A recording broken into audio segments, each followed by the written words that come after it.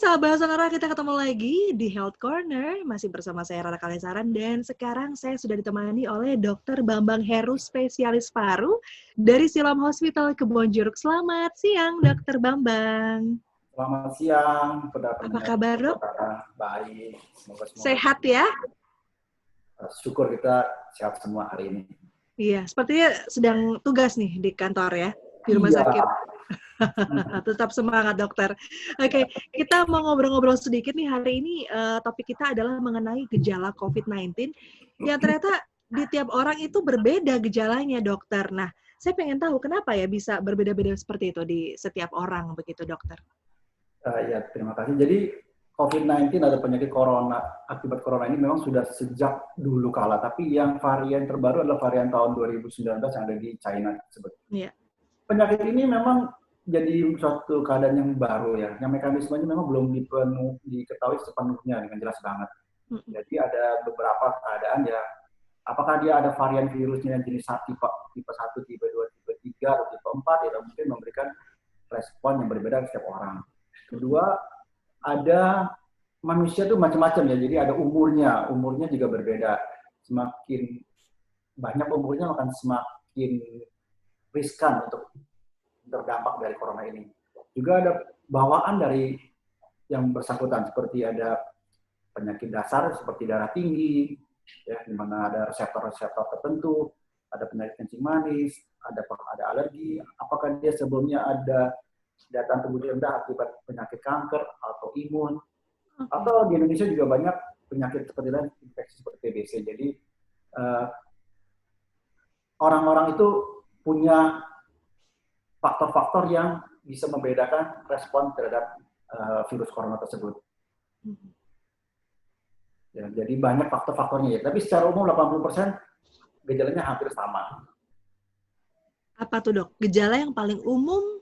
Gejala yang paling umum itu yang paling umumnya biasanya kita dari yang ringan sampai yang berat. Jadi gejalanya kita akan didapat dari mereka yang terkena kontak dengan mereka yang mengidap virus corona tersebut, ya. Jadi dari tenggorokan, karena kita mulai dari hirup dari hidung, dari tenggorokan, kadang terasa kering, kadang terasa gatal, lama-lama dia menjalar ke bawah menjadi batuk. Dan batuk ini biasanya juga tidak berdahak ya, berat sekali, kering. Setelah itu ada reaksi inflamasi, maka dia menjadi demamnya tinggi. Demam yang tinggi ini biasanya persisten itu menetap terus walaupun sudah dikasih obat antibiotik ringan, tidak baik-baik juga. Tapi demam ini juga harus diwaspadai sekarang dengan musim yang ada demam berdarah ya, jadi harus kita waspadai bedakan. Bila gejala itu atau penyakit itu berlanjut, maka dia bisa ke saluran nafas menyebabkan kita sesak napas, ya. Dada terasa berat. Ada beberapa orang yang penciumannya terganggu, seperti hilang bau atau rasa, dia tidak bisa cium bau atau rasa itu dalam 1-2 hari. Dan mereka biasanya sembuh sendiri. Dan ada sakit mah tapi jarang, tapi terutama saat ini adalah demam yang tinggi yang disertai sesak napas. Itu yang lebih khas sekali untuk sakit corona ini. Oke, demam tinggi disertai sesak nafas. Jadi kalau batuk tidak semuanya ya, Dok? Ya, tidak semua batuk. Jadi untuk mengetahui ini kan kadang kita harus periksa, datanglah ke pusat kesehatan terdekat, bertanya kepada dokter, dari dokter tergantung dari fasilitasnya, dari situ dia bisa menanya, memeriksa, ada pemeriksaan tertentu ya, seperti ya kalau di daerah itu di yang umum itu ada rapid test ya. Kalau di dokter biasanya ada periksa darah dan foto ronsen. Oke, baik. Nah, dari gejala-gejala itu, Dok, yang paling harus diwaspadai itu seperti apa, Dok? Gejala yang mana? Gejala yang paling harus diwaspadai ya terutama adalah demam tinggi yang terus-menerus itu, yang perlu menetap. Ya, batuk mungkin di Jakarta dulu polusi batuknya banyak ya, sakit tenggorokan, apa bisa juga. Tapi kalau gejala ini yang menurut itu batuk, demam tinggi ini yang lebih utama. Berapa derajat, dokter, untuk demam tinggi ini? Tetap aja demam tinggi, karena kita demam itu ada suatu infeksi. Sebenarnya yang lebih penting juga batuk ya, karena batuk itu adalah suatu respon mengeluarkan alergi atau ada bakteri yang mengeluarkan lendir kita dari itu, dan itu sangat membahayakan bila terpetikan dahak kita keluar. Dan Sebab itu makanya kita harus punya etika batuk. Etika batuk itu tuh buang tidak sembarangan. Dan saat ini adalah pakai masker. Iya. Oke, untuk demam sendiri, demam tinggi itu berapa derajat, Dok? Demamnya biasanya kita mengasumsikan bahwa demamnya lebih dari 38 derajat Celcius ya. Lebih dari 38. Ya. Oke, baik. Baik, dan batuknya kering ya, Dok? Batuknya 80% kering. Mereka batuknya kering, dahaknya kadang nggak ada. Oke, baik. Itu adalah gejala yang paling harus diwaspadai. Nah, Dokter Bambang Heru ini spesialis paru gitu ya. Dan kita juga mendengar bahwa virus corona yang untuk ini, SARS-CoV-2 ini menyerangnya ke paru-paru gitu. Sebenarnya apa sih yang terjadi dengan paru-paru kita ketika paru-paru ini terpapar virus corona, Dokter?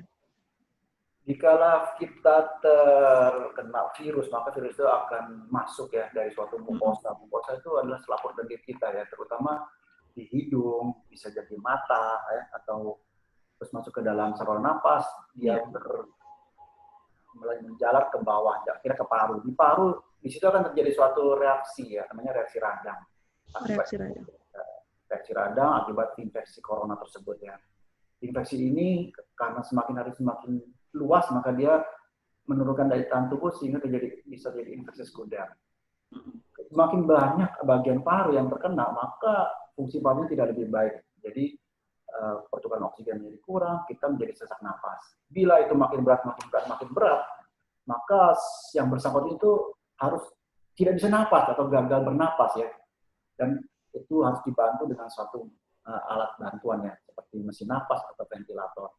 Jadi di paru itu terjadi radang yang semakin berat sehingga dapat menyebabkan suatu keadaan gagal napas dan perlu pakai mesin dan biasanya dirawat di ruang intensif. Apakah ada juga levelnya, Dok? Ketika dia masih baru kena sekali gitu coronanya, berarti belum terlalu rusak begitu paru-parunya atau bagaimana, Dokter? Jadi memang ada beberapa level ya, beberapa tahapannya. Jadi bila seorang dengan sakit corona itu memang banyak levelnya, dari satu orang yang dia bergejala, terus orang yang dengan OTG, orang tanpa gejala, pasien dalam pengawasan dan confirm, dan levelnya banyak ya. Jadi level yang ringan dia akan masih di luar ya, pengobatannya dari isolasi. Bila dia sampai berobat ke dokter, maka kita akan kasih obat. Obat itu kita harapkan bisa meningkatkan daya tubuh dan mengurangi reaksi infeksi. Itu yang masih dirawat di isolasi. Jawabnya apa sih isolasi? Tapi apakah isolasi di rumah? Kalau dia masih membutuhkan suatu obat tambahan seperti obat infeksi yang lebih ringan, yang sedang sampai berat, itu dirawat. Levelnya mungkin sebagai rawat inap. Tapi yang sangat berat adalah level yang terakhir, itu adalah level dia gagal napas, dia harus dirawat di ruang intensif dengan ICU. Jadi kalau dihitung ya, dari ICU, dirawat di ruangan, dirawat di rumah, ya mungkin ada 3-4 level lah kurang lebih. Tapi benar ya, Dok, apabila kita memang secara imun itu bagus, kita sehat begitu ya, itu bisa tidak akan sampai merusak paru-paru kita gitu, dan seperti tidak kelihatan aja tanpa gejala dan sembuh sendiri. Betul itu, Dok? Ya memang daya tahan tubuh kita yang akan mengatasi suatu benda asing atau bahan yang tidak baik ya. Kita dengan daya tahan tubuhnya baik itu bisa bertahan tanpa mengalami gejala dan menimbulkan suatu imun. Tapi itu karena ini masih suatu mekanisme, suatu penyakit yang baru, jadi kita belum tahu. Tapi 80% bila daya tahan tubuh kita baik, dan jumlah serbuan atau viral load yang ke badan kita bisa diatasin, maka kita akan tidak menimbulkan gejala. Oke, baik. Nah, dokter, ini banyak sekali sekarang sudah ada ribuan yang sembuh begitu ya. Tapi mungkin nggak, dokter, kalau sudah sembuh, mereka akan bisa terpapar kembali? Seorang yang sembuh, jadi terpapar ini maksud saya terpapar adalah terekspos lagi. Jadi semua orang pasti bisa lah ya. Yang sembuh pun kalau dia berjalan-jalan tempat yang banyak kuman itu, maka dia akan terpapar lagi. Terpanjang lah. Apakah dia menjadi sakit lagi? Nah, ini yang menjadi suatu keadaan. Ya. Kalau itu tergantung dari keseimbangan antara, ada 3 sebenarnya, dari hostnya sendiri, dari agentnya, jadi dan lingkungannya. Kalau daya tahan tubuhnya sudah rendah dan kumannya terlalu banyak, kemungkinan dia bisa menjadi sakit lagi. tergantung dari penyakit dasarnya. Karena seorang dengan sakit corona ini dengan dirawat maka dia bisa timbul penyakit lain ya. Salah satu ya kalau saya bilang ya stres di isolasi itu salah satu yang belum yang lain-lain ya. Ada gangguan makan, gangguan cekrolit dan lain-lain.